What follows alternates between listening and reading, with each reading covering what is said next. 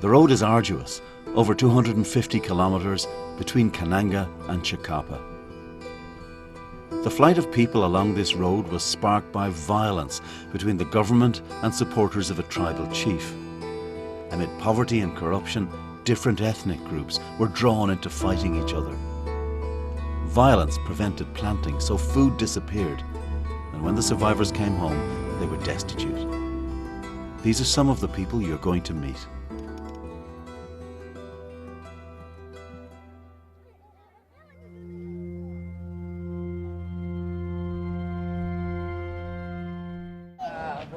Children make up the majority of those who fled.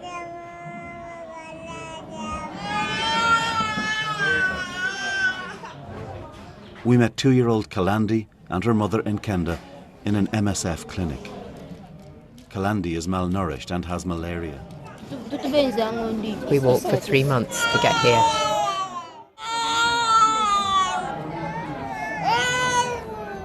When I saw my daughter sick, my heart was full of sadness.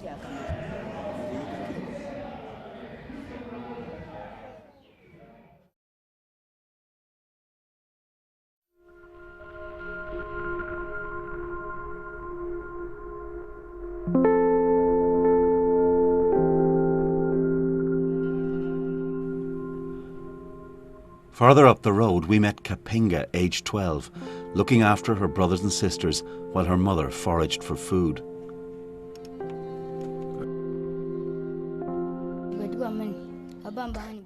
We were sleeping when the militia came to our home. They said, "Who are all these people sleeping here? We can kill all the men who are here." Papa was eating some corn. He was told to spit everything he had in the mouth. Papa left and never came back.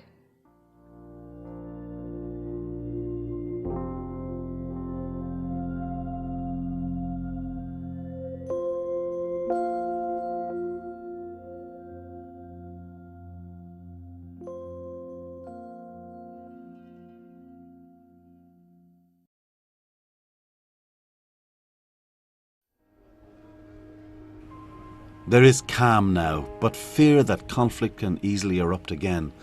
This means a mother with a dying daughter can feel no peace. We still have no safety, because when we go to the bushes, we get killed. All our houses are burnt down. We have no shelter, not even a mattress to sleep on.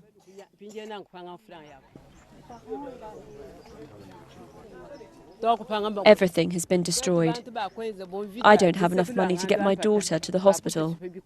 I'm taking her home to die now.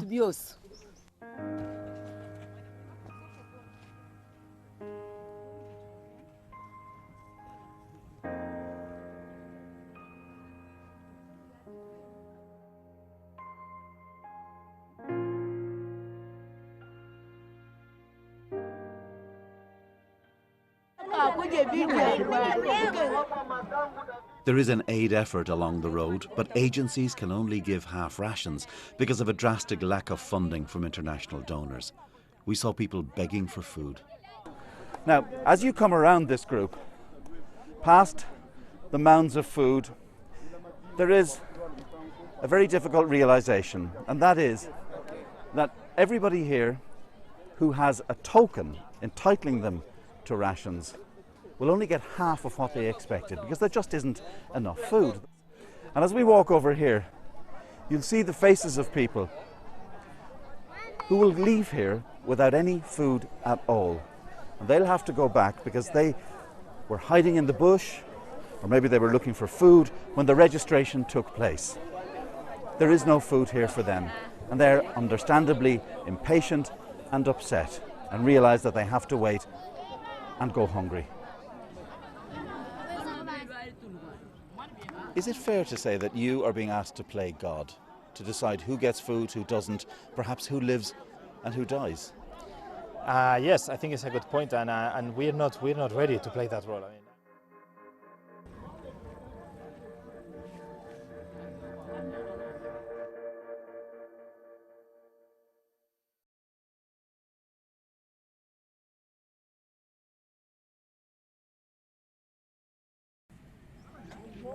Some families have spent months on the road. We met David and Marie and their 3 children who'd walked 300 kilometres.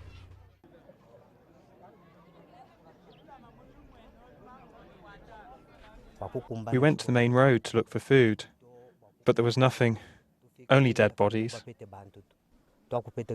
As we walked, the feet of the children started to swell, and my wife got tuberculosis. Her breasts started to vanish. We can only walk as fast as my son. His feet are so swollen, he can't walk normally. When she coughs up blood.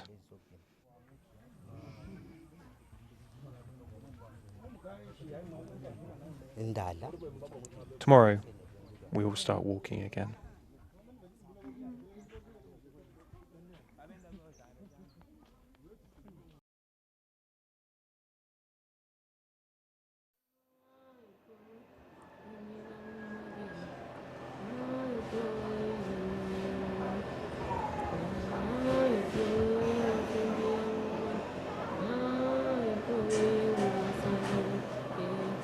We arrived at a government hospital in Chikapa just as 3-year-old Ishutsi Mbombo had died. Fever, his mother Zembe explains. He died of fever. He died just now. This is Kasai, where children are dying from preventable diseases, their bodies weakened by malnutrition. And all of this is avoidable. Such suffering isn't the natural condition of these people, it's man-made, and that is the tragedy of Congo. A distraught mother waits for news of her sick child.